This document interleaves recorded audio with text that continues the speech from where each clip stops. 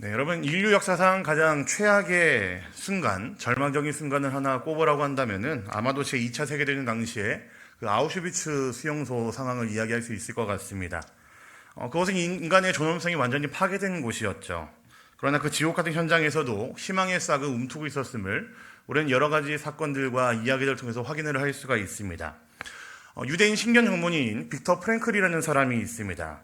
그 사람도 역시나 똑같이 그 아우슈비츠 수용소에 갇히게 된 사람이었는데, 이 사람이 이제 정신분석학 의사이기 때문에 사람들의 그 끌려가는 모습들을 보면서 이 사람이 여러 가지 많은 것들을 분석하고 이제 결과들을 이 사람이 이야기를 했습니다. 이 사람이 그곳에 갇혀서 가스실로 끌려가는 사람들을 보니까 전부 다 하나같이 얼굴이 퀭한 사람이었다라는 거예요. 굉장히 절망적인 그 상황 가운데에서 그들의 마음을 가눌 수가 없고 스스로 삶을 포기하다시피 하고 있던 사람들의 얼굴이었고, 그들의 얼굴 속에서는 생기를 하나도 찾아볼 수가 없는 절망만이 가득한 얼굴들, 그런 근심이 가득한 얼굴들만이 그 가스실로 끌려가는 사람들의 모두 다 공통된 특징이었다라는 거죠. 그래서 이 프랭클이 그것을 보고 결심을 했습니다.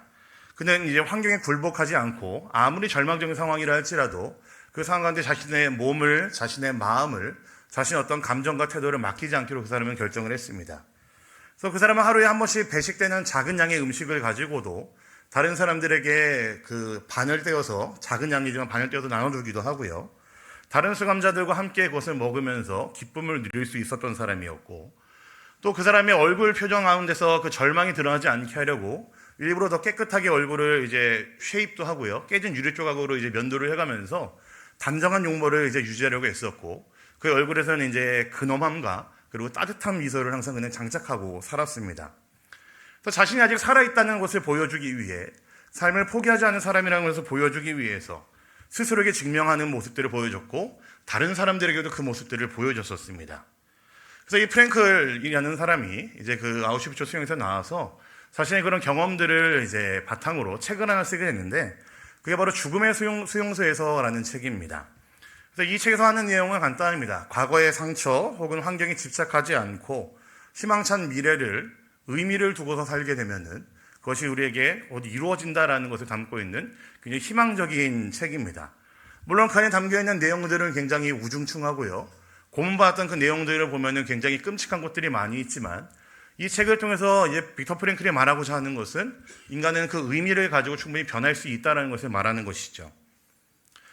여러분, 그렇다면은 우리에게도 이 질문 똑같이 하면 좋겠습니다. 그렇다면 여러분, 우리의 희망은 어디에 있겠습니까? 사실 프랭클은 의미라는 것, 그리고 희망이라는 것에 그의 마음을 두고 집중해서 그는 이야기했고, 그의 삶이 변했음을, 그의 하루하루가 변했음을 이야기했습니다. 하지만 여러분, 우리 그리스도인들은 또 다르게 이야기해야 되지 않겠습니까? 우리의 상황이 아무리 아우슈비츠처럼 절망적이다 할지라도, 처절하다 할지라도, 우리 하나님 아버지는 굉장히 신실하시고 그 계획은 영원하시다는 데에 우리의 소망이, 우리의 희망이 있지 않겠습니까? 그저 하루하루를 의미 있게 바꿔가는 그 정도에서 그치는 것이 아니라, 우리의 절망 가운데 있을 때 우리의 소망은, 희망은 우리 하나님이 신실하시다는 그 사실이고, 우리 하나님은 영원하시다는 그 사실이 우리에게는 분명한 희망이며 소망이겠죠. 하나님께서는 우리가 구렁텅이에 있을 때에 예수 그리스도라는 선물을 주셨고 성령님을 우리에게 보내주셨습니다. 그것이 우리 하나님께서 우리에게 허락하신 희망이고 소망이라는 것을 우리는 너무나 잘 알고 있습니다. 오늘 우리는 이 말씀을 통해서 마른 뼈와 같은 절망 속에서도 반드시 회복을 일으키시는 하나님의 그 사랑을, 그 위로하심을 함께 확인하는 시간이 되면 좋겠습니다. 오늘 우리가 읽은 에스겔 37장은요, 이스라엘의 역사상 가장 최악의 상황 이후, 비극적인 상황 이후에 쓰여진 말씀입니다. 그 말씀들을 쭉 보시면은 아주 굉장히 처참한 절망을 담고 있는 말씀이죠.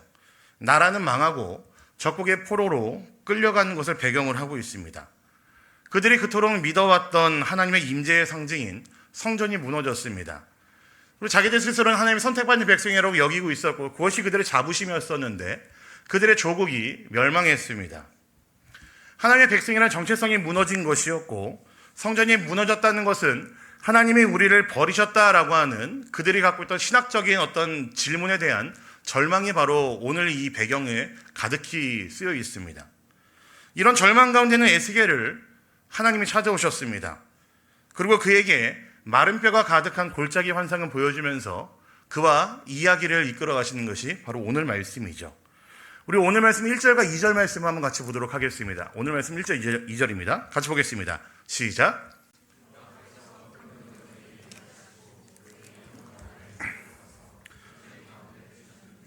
거기 뼈가 가득하더라. 나를 그 뼈 사방으로 지나가게 하시기로 본즉 그 골짜기 지면에 뼈가 심이 많고 아주 말랐더라. 여러분, 하나님께서 에스겔을 한 골짜기로 데려가셨는데 그곳에 뼈가 가득 찼습니다. 뭐 먹을 것이 가득 찼으면 좀 좋을 것 같은데 먹는 것이 아니라 뼈가 가득했다라는 거죠. 2절의 마지막을 보면은 심이 많고 아주 말랐더라라고 기록되어 있는 것을 보니까 죽은 지 얼마 안 된 상태가 아니라 죽은 지도 오래됐고 그 있는 수분이랑 수분이 다 빠져서 수분이 빵프로인 아주 바짝 마른 상태의 뼈들이 그곳에 가득했다라는 겁니다. 여러분, 혹시 이 상황을 한번 상상해 보신 적 있습니까? 이게 얼마나 끔찍한지 혹시 상상이 되십니까? 제가 예전에 캄보디아에 비전 트립을 다녀온 적이 있습니다. 청년들을 데리고. 근데 여러분, 캄보디아 하면 생각나시는 게 있죠. 바로 시엠립에 있는 앙코르와트가 제일 먼저 생각나실 겁니다. 네, 여러분, 많은 분들이 이 앙코르와트를 먼저 떠올리시겠지만 그보다 먼저 우리가 기억해야 될 캄보디아의 가장 아픈 역사 중에 하나는요, 바로 킬링필드 사건입니다. 크메르 루즈라는 이제 정권과 그 정권의 수장이었던 폴포트라는 사람의 지휘 아래에 많은 사람이 죽은 사건이 있었습니다. 우리가 잘 알고 있는 킬링필드의 사건이고요. 그때 최소 150만 명 이상 되는 사람이, 어떤 사람은 캄보디아 전체 인구의 4분의 1이 죽었다라고도 이야기를 합니다. 최소 200만에서 220만까지 추산하는 분들이 있습니다. 그 많은 사람들이 학살당했던 사건이 바로 킬링필드 사건이죠. 그래서 제가 그 캄보디아를 방문해서 현재 사역하는 선교사님이 저를 데리고, 저랑 그 팀을 데리고 가셨던 곳이 바로 이제 킬링필드 박물관에 데려가셨었습니다.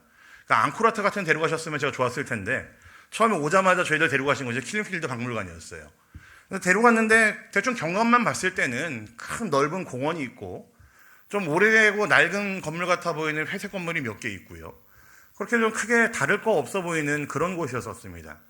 근데 정문을 지나서 이제 초입쯤에 들어가니까 큰 탑이 하나 있었는데 거기를 제가 들여다봤다가 굉장히 요즘 말로 깜놀했습니다. 왜냐하면 그 탑을 이루고 있는 그 안에 가득 차 있던 것이 뭐였냐면요, 사람의 뼈였거든요. 그때 당시에 희생됐던 사람들의 뼈를, 유골을 전부 다 이제 수습을 해가지고 그 유골을 이제 가득히 세워서 탑을 하나 이루고 있었습니다.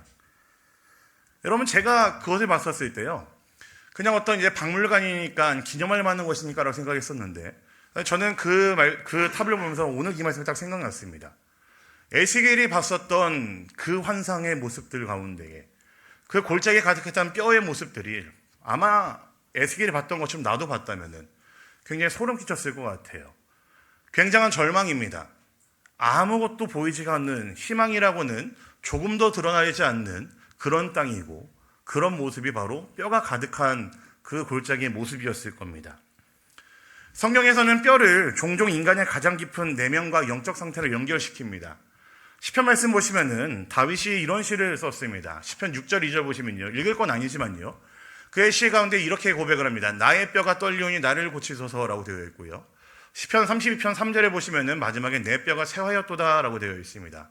전부 다 다윗이 어려운 가운데 있을 때에, 쫓겼을 때에, 절망 가운데 있을 때에 썼던 고백들입니다. 그러니까 이 뼈를 통해서 다윗이 무엇을 얘기합니까? 내가 얼마나 이제 극심한 고통 가운데 있는지, 처참한 절망 가운데 있는지를 이야기하는 것이 바로 뼈를 통해서 이야기하는 그들의 심상이라는 것이죠. 오늘 본문의 많은 뼈들은요, 당시 포로 생활을 하면서 우리의 소망이 끊어졌다라고 탄식하던 이스라엘 백성들의 모습이 그대로 녹아있는 모습입니다. 심각한 절망이고요, 처참한 절망입니다. 처절한 절망이고 탄식만이 가득한 모습을 드러내고 있는 것이 뼈가 가득한 골짜기의 모습입니다. 이 절망의 한복판으로 에스겔을 데리고 가신 하나님께서 에스겔에 질문을 하십니다. 그에게 던진 질문이 이겁니다. 인자야, 이 뼈들이 능히 살 수 있겠느냐라고 물어보세요. 너가 볼 땐 어떠니? 지금 아무것도 없는 이 뼈들, 수분조차 말라버리고 오래되고 오래된 이 뼈들이 살 수 있겠니? 라고 물어보는 겁니다. 제가 이 말씀을 묵상하다 보니까요, 저는 하나님께서 우리에게도 이렇게 물어보고 계신다고 생각이 들어요. 얘야, 이 교회가 다시 살아날 수 있겠니? 하고 묻는 것 같습니다. 너의 식어진 영혼이 다시 뜨거워질 수 있겠니? 라고 묻는 것 같아요. 너의 삶에 존재하는 여러 가지 많은 문제들로 인해서 깨어진 너의 가정의 문제들이, 무너진 공동체가, 너의 마음이 다시 과연 일어날 수 있겠니? 라고 묻는 것 같습니다. 수분이 모조리 다 빠져버린 처참한 절망 그 자체, 희망이라고는 전혀 없는 이 마르고 다른 뼈들이 과연 살 수 있겠니라는 말이 바로 그런 뜻 아니겠습니까? 과연 이 극심한 절망 가운데 너에게 희망이 있니? 라고 묻는 것 같습니다. 근데 이에 대한 에스겔의 대답이 기가 막히죠. 그의 대답이 이겁니다. 주 여호와여, 주께서 아시나이다 라고 고백합니다. 내 경과 상식으로는 아니오라고 말할 수 있을 것 같지만, 희망이 보이지 않아서 끝났다고 얘기할 수 있을 것 같지만, 생명의 주관자이신 하나님의 손에 맡겨드린 방법이기 때문에 분명히 방법이 있다라고 인정하는 위대한 고백이 에스겔의 이 고백입니다. 주께서 아시나이다. 내 눈에는 절망밖에 없는 그 땅이고 그 상황이지만, 조금의 희망도, 신라 같은 희망도 보이지 않는 그런 상황이지만, 사람의 머리로 봤을 때는 절망이고요. 하나님의 손으로 맡겨드린다면 분명히 방법이 있을 것을 믿습니다라는 고백이죠. 여러분, 우리의 가정에, 우리의 영혼에 이 공동체의 소망이 끊어졌다고 느꼈을 때에 여러분, 이 고백이 우리들의 입술을 통해 고백되어지길 소망합니다. 주님이 아십니다. 주님이 하시면 다 됩니다.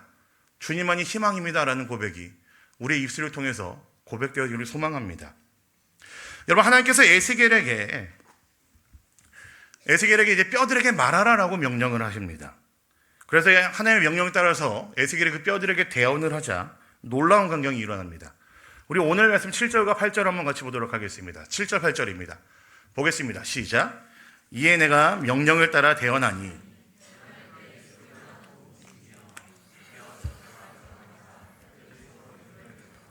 내가 또 보니 그 뼈에 힘줄이 생기고 살이 오르며 그 위에 가죽이 덮이나 그 속에 생기는 없더라. 여러분, 무슨 일이 일어납니까? 뼈들이 서로 맞춰집니다. 힘줄이 생기고 살이 오르고 가죽이 덮어집니다. 그러니까 인간의 육체가 생기기 시작했다라는 거죠. 마른 뼈였습니다. 수분이 조금도 있지도 않는 그 마른 뼈들 위에 살이 붙고요, 힘줄이 들어가고요, 근육이 생기고요, 그 위에 가죽이 덮이기 시작합니다. 완벽한 인체의 구조를 가지게 되었죠. 여러분, 기가 막히지 않습니까? 성경에 담겨있는 말씀이지만, 환상 가운데 해준 말씀이지만 상상만 해도 굉장한 일이 일어나고 있습니다. 마른 뼈 같았던 그 뼈들이 서로 맞춰지기 시작했고, 심줄이 차오르고 살이 차오르고 그의 인간의 모습을 보여줄 수 있는 가죽들이 덮이기 시작합니다. 여러분, 교회에 빗대보면 딱 이런 이야기인 것 같아요. 교회 건물이 멋있게 잘 세워지고 예산이 잘 짜이고 제자훈련 프로그램들이 여러 가지로 돌아갑니다. 클래스들이 여러 개 돌아갑니다. 세련된 영상과 음향도 있고요, 굉장히 매끄럽게 진행되는 예배 순서들이 있습니다. 매 순간순간 예배마다 많은 사람들로부터 황홀하게 할 만큼 굉장히 감동적인 순간들도 연출이 됩니다. 사역도 활발해요.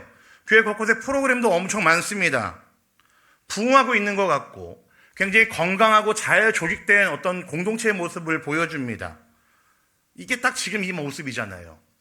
마른 뼈와 같았던 것들이 희망이 없다 생각되던 그 모든 것들이 뼈가 맞춰지고 사람의 몸으로 멋들어지게 만들어져 갑니다. 교회의 모습도 그럴 수 있다라는 거죠. 근데 문제가 뭔지 아십니까? 8절 마지막에 있는 진단이 있습니다. 굉장히 충격적이죠. 죄송한데 8절 말씀 한 번 더 보여주시겠습니까? 8절 말씀 마지막에 이렇게 되어 있습니다. 그 속에 뭐가 없다고요? 생기는 없었습니다. 아무리 골격이 완벽해졌고 인간의 육체와 같았다 할지라도 그 안에 생기가 없으면 여러분, 군대가 아닙니다. 그냥 살이 차오른 시체에 불과하겠죠. 외형이 회복되었다는 것이 생명의 회복을 말하는 것이 아닙니다. 구조는 잘 갖춰져 있을지 몰라도 그 안에 뭐가 없었다라는 겁니까? 숨이 없었다라는 겁니다. 여러분, 교회가 기능적으로 잘 움직이고 있습니다. 근데 생기가 없다면요, 그 교회는 아직 살아난 거 아닙니다. 우리의 육체가 기능적으로 잘 움직이고 팔도 잘 뻗었다가 접었다가 할 수 있고요, 잘 뛰기도 합니다. 고개도 좌우로 까딱까딱 잘하고요. 근데 그 존재가 숨을 못 쉰다면 살아있는 거 아니죠. 몸만 움직일 뿐이죠. 여러분, 우리는 지금 온 교회가 한 마음으로 40일 릴레이 금식 기도를 하고 있습니다. 굉장히 힘든 일입니다. 저 같은 사람에게 한 끼 금식하라는 것은요, 정말 죽을 만큼 힘든 일이에요. 네, 공감을 못 하시네요. 저는 그렇습니다. 분명히 잘 진행될 거라고 저는 믿습니다. 우리 성도들의 마음이 굉장히 열심이고 이 교회를 향한 우리 성도들의 마음이 참으로 진실하기 때문에 저는 잘 진행될 거라고 생각합니다. 많은 성도들이 이 교회의 부흥을 갈망하면서 열심히 기도하고 열심히 동참할 것이라고 믿어 의심치 않습니다. 그런데 여러분, 우리 안에 생기가 없으면 어떡합니까? 이 교회의 회복과 부흥을 위해서, 개인의 회복과 부흥을 위해서 우리는 계속해서 기도하고 있고 바라고 있는데, 그 안에서 우리 각자가 성령의 충만함을 받지 않고 성령의 다스리심에 민감하게 반응하지 않는다면 여러분 어떻겠습니까? 우리의 영혼을 깨우고 하나님의 은혜를 간절히 구하며 나아가는 40일 금식 릴레이 기도하는 그 시간들 가운데에 그 기도가 그저 우리에게는 365일 가운데 40일 정도 금식하며 기도할 수 있는 특별한 40일로 끝난다면 여러분 어떻겠습니까? 여러분 과연 진정한 회복이 가능하겠습니까? 하나님께서 에스겔을 통해서 마른 뼈를 일으키셨습니다. 온갖 육체와 골격과 구전은 전부 다 만드셨습니다. 하지만 잘 보십시오. 그것에 살았다고 표현하지 않습니다. 이유는 간단합니다. 생기가 없었거든요. 아무리 기능적으로 훌륭해도 잘 움직여도 하나님께서는 그 육체들에게 살았다라고 얘기하지 않으셨습니다. 생기가 없었거든요. 그래서 이제 하나님께서는 결정적인 명령을 에스겔에게 내리십니다. 우리 오늘 말씀 9절과 10절인데요. 한번 같이 또 보겠습니다. 9절 10절입니다. 보겠습니다. 시작. 또 내게 이르시되 인자야 너는 생기를 향하여 대언하라. 생기에게 대언하여 이르기를 주 여호와께서 이같이 말씀하시기를 생기야 사방에서부터 와서 이 죽음을 당한 자에게 붙어서 살아나게 하라 하셨다 하라. 이에 내가 그 명령대로 대언하였더니 생기가 그들에게 들어가매 그들이 곧 살아나서 일어나 서는데 극히 큰 군대더라. 여러분 생기가 들어왔을 때 비로소 살았다라고 표현하십니다. 생기가 없었을 때 기능만 가지고는 살았다고 얘기 안 하셨는데 생기가 들어가라고 생기가 들어가니 그 이후에 살았다라고 표현하십니다. 여기서 생기라는 단어를 찾아보니까요. 히브리어로 루아흐라는 단어를 사용합니다. 뜻이 굉장히 여러 가지예요. 오늘 말씀에 있는 건 생기라는 단어도 있고요. 때로는 바람을 뜻할 때 루아흐라는 단어를 씁니다. 우리의 숨결을 이야기할 때도 이 루아흐라는 단어를 씁니다. 구약에서는 잘 사용하지 않는 표현이지만 때로는 성령을 말할 때에도 루아흐라는 단어를 씁니다. 여러분 이 성령의 생기가 들어가니까 무슨 일이 일어났습니까? 단순히 누워있던 시체가 숨을 쉬는 정도가 아니었습니다. 외형만 유지하던 조직들이 이제 생명을 얻고 그들을 알고 뭐라고 표현합니까? 큰 군대가 되었다라고 이야기를 합니다. 그전에는 그냥 살아 숨쉬는 시체였을지 모르겠지만 그냥 육체만 잘 있는 시체였을지 모르겠지만 성령이 들어가니까 그 시체에게 뭐라고 합니까? 큰 군대가 되었다라고 이야기를 하죠. 여러 시스템과 프로그램을 사람들이 모이게 할 수 있지만 성령은 사람을 변화시킵니다. 훈련들은 많은 지식들을 전달할 수 있고 성경에 있는 내용들을 꿀같이 달달하는 것들을 알게 할 수 있겠지만 여러분 성령은 그 말씀을 통해서 사명을 깨우치게 하는 게 성령이죠. 조직은 질서를 유지합니다. 시스템은 조직을 굉장히 멋들어지게 만들죠. 하지만 성령은 세상을 이길 수 있는 능력과 힘을 주는 것이 성령입니다. 제가 얼마 전에 이 말씀을 언급한 적이 있는데요. 목회자들의 목회자라고 칭함받는 사람 중에 에이든 윌슨 토저라는 분이 있습니다. 그분이 현대 교회를 향해서 이렇게 좀 뼈아픈 말을 하셨는데 이렇게 이야기를 했습니다. 만약 오늘날 교회에서 성령을 뺀다 해도 우리가 하는 일의 95%가 계속될 것이고 아무도 그 차이를 알지 못할 것이다. 하지만 만약 신약교회에서 성령을 뺀다면은 그들이 행했던 일의 95%는 멈췄을 것이고 모두 그 차이를 알았을 것이다 라고 이야기를 합니다. 여러분 이게 무슨 의미인지 아십니까? 성령의 인도하심이 얼마나 중요한지를 이야기하고 있습니다. 현대 교회는 성령과 상관없이 진행되는 것들이 너무나 많다라는 것을 콕 집어서 이야기하는 거죠. 교회는 원래 안 그랬는데 성령이 항상 있었고 성령의 인도하심을 받았고 성령의 인도에 민감하게 반응했었고 그 충만함이 정말로 그 교회 구성원들 모두의 바람이었고 소망이었었는데 그래서 그들에게 성령이 없다고 한다면은 모두가 그 차이를 알았을 것인데 현대교회는 그 차이를 모를 거라는 이야기입니다. 성령 없이도 이루어질 수 있는 것이 교회의 여러 가지 시스템들이고 프로그램들이고 교회 구조이고 조직이고 성령 없이도 그렇게 이루어져 왔었다라는 것을 이야기하는 거죠. 여러분, 그래서 오늘 우리 교회가, 우리의 심령이 진정으로 갈망해야 되는 것은 새로운 프로그램이 아닙니다. 더 좋은 사람, 더 좋은 교역자, 더 좋은 시스템, 더 좋은 훈련들이 아닙니다. 우리는 생기, 성령을 갈망해야 되겠죠. 그 존재를 존재답게 만들어줄 수 있는 성령이 우리에게 반드시 있어야 되겠죠.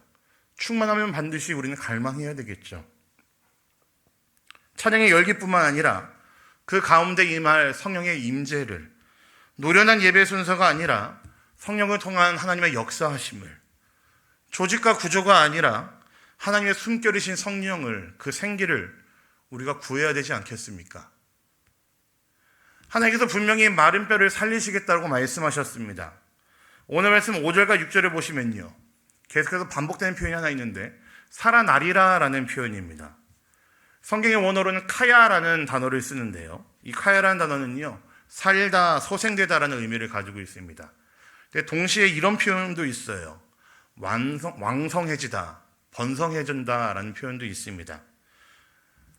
여러분, 그러니까 하나님께서 우리를 살아나게 하셨을 때 원하셨던 것은 그냥 단순히 숨만 헐떡헐떡하는 그 정도 상태가 아니라 완벽한 회복을, 완전한 회복을 원하신다라는 겁니다.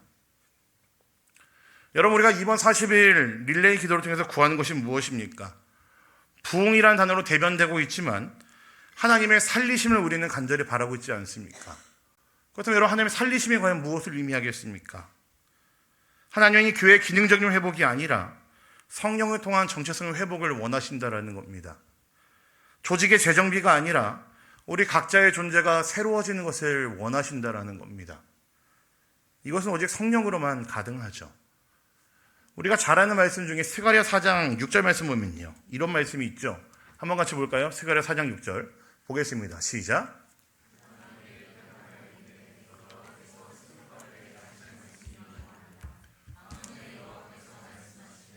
이는 힘으로 되지 아니하며 능력으로 되지 아니하고 오직 나의 영으로. 여러분, 힘으로 안 됩니다. 능력으로 안 되고요. 무엇으로 가능합니까? 성령으로 가능합니다.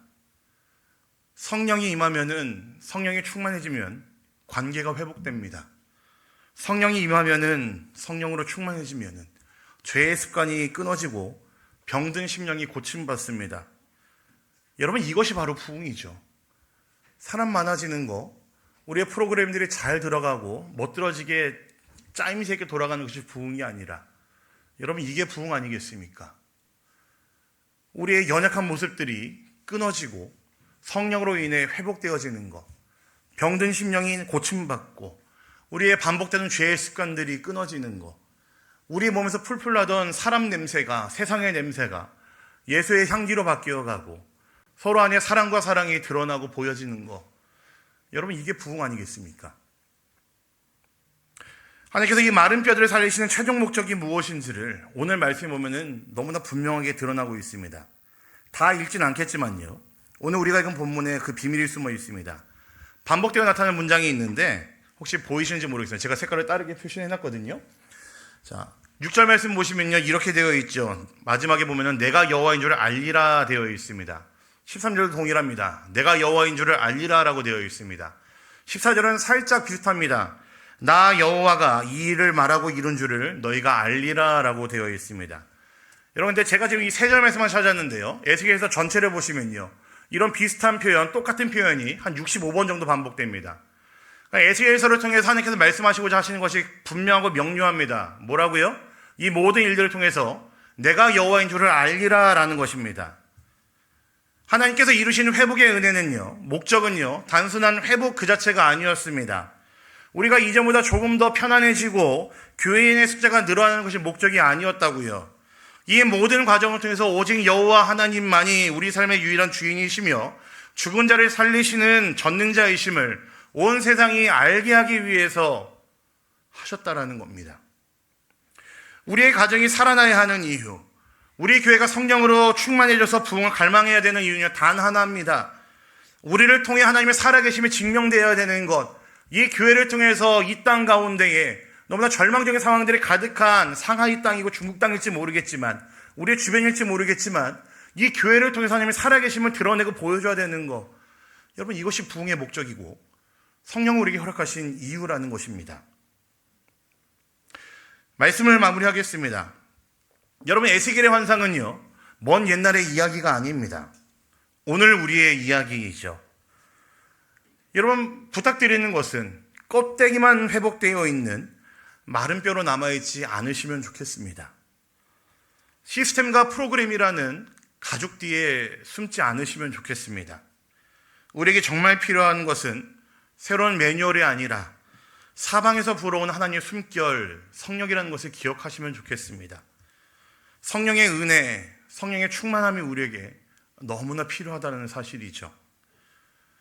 그래서 저는 올해 우리 교회 표어가요, 너무나 좋습니다. 굉장히 의미 있다고 생각합니다. 우리 교회 표어가 무엇이죠? 성령의 능력으로 부흥하는 교회입니다. 그냥 부흥하는 교회 아닙니다. 성령의 능력으로 부흥하는 교회입니다.